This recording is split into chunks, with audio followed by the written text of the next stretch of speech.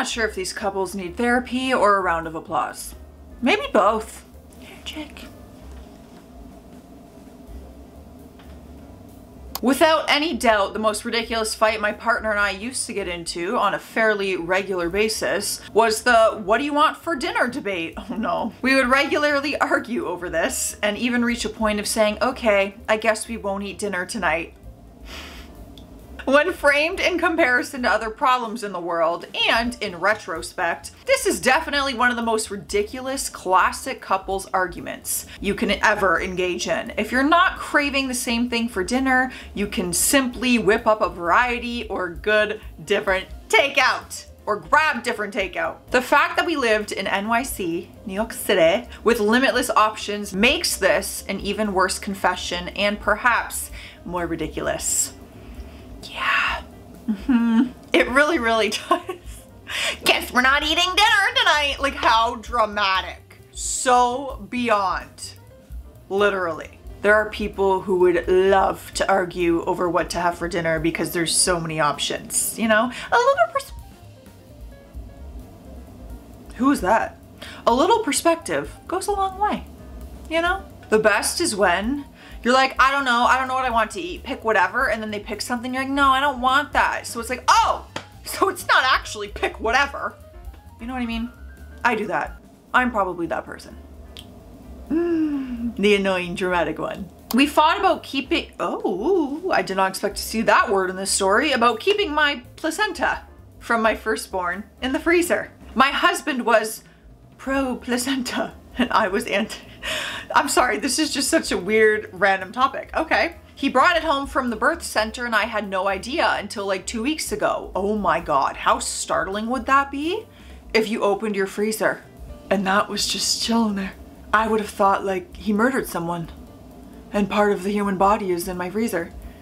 Whoa. He really wanted me to eat it or drink it in a smoothie.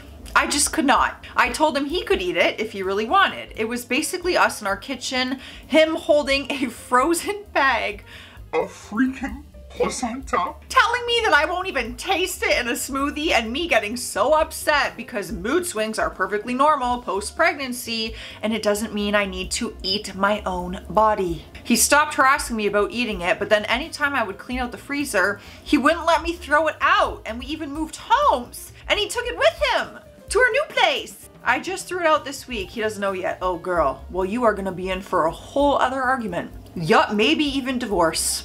I don't know why this man is so intense and holding on to this placenta. I'm slightly concerned. I also get though, I've seen stories that some women want that. They want to eat or enjoy their placenta. Apparently there's a lot of health benefits in it. I'm not judging you if you do. Do whatever you want. It's your body. I don't care what you do. Go for it. I won't be doing that. Ever. That the thought. I won't even eat seafood. You think I'm about to eat placenta? That makes me. It's not for me. Respectfully, absolutely not. Hell no. Every fight I've ever had with a significant other has occurred in a grocery store. Something about the synthetic lighting and the stress of deciding what's ripe makes it a perfect place to disagree. You'll be glad to hear that my wife has kept my grocery store fight streak alive. We once spent an entire shopping trip disagreeing about whether you can call clementines small oranges. I argued that clementine is its own fruit. Her rejoinder, when you say small oranges, people know what you're talking about. You don't have to call them clementines. Like all fights, I'm probably remembering it wrong and she's going to email me the real version when this story comes out. Okay, but like, clementines are small oranges. Sorry. I'm with you on the wife. Ridiculous argument, but if people forget the name of a clementine, they're just like, hey, the small oranges, the mini oranges, you know? Okay. God. This is making me feel much better about the dumb arguments I've had in my life. Perfect time! Hopping on hydration station, everybody. Grab your beverage of choice, but I'm gonna encourage you, no matter what it is, cheers! regardless, but take a sip of water because your body needs it. And I need you. That's dramatic. Cheers.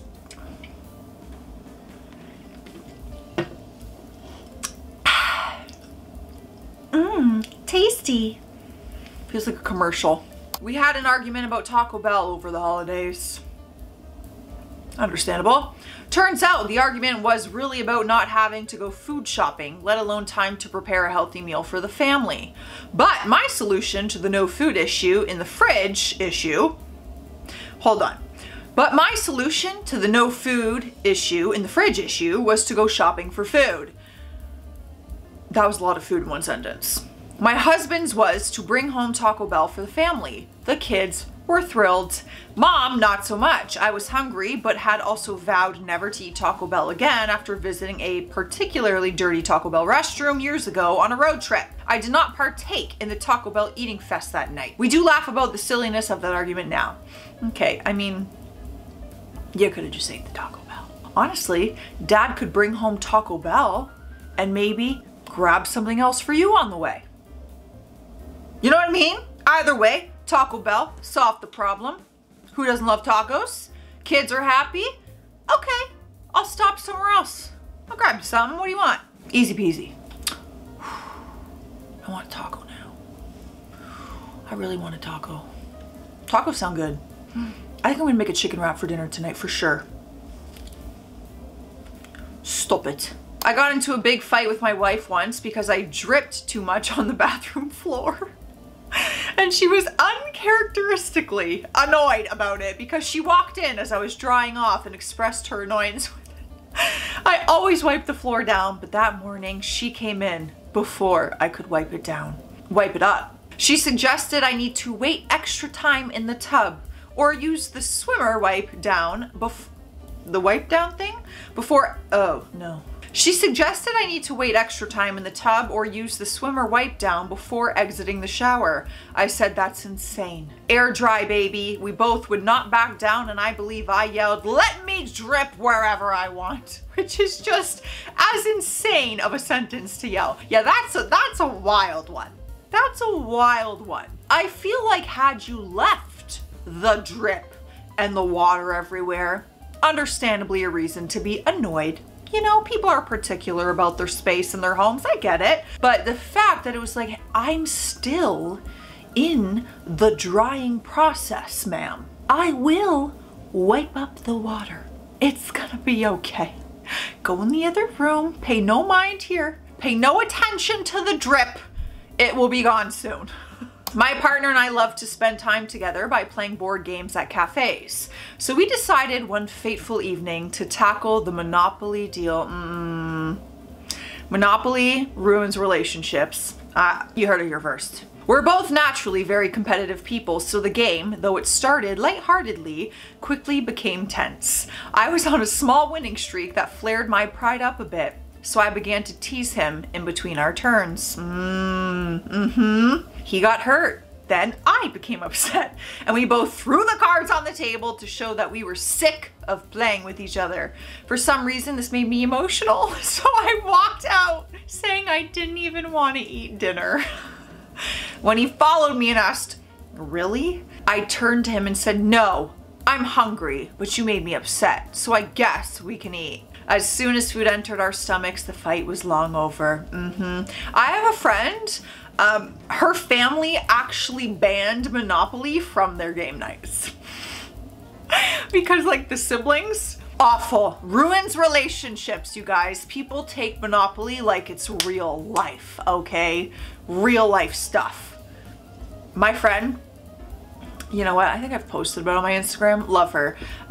Yeah, one of my closest friends. She takes beer pong as if it's like you're winning an Olympic medal at the end of the game. At my 100K YouTube party, I posted a picture on my Instagram. She took out a measuring tape to measure from where your feet were from the tape. Yep, gotta love her. But that game, Beware! it's very serious. Ooh, my ear popped.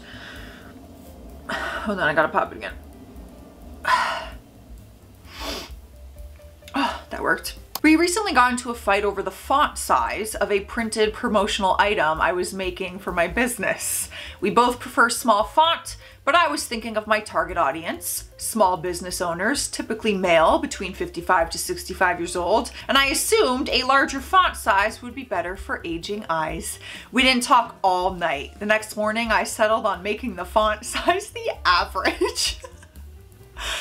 I respect your take on that, because you know what?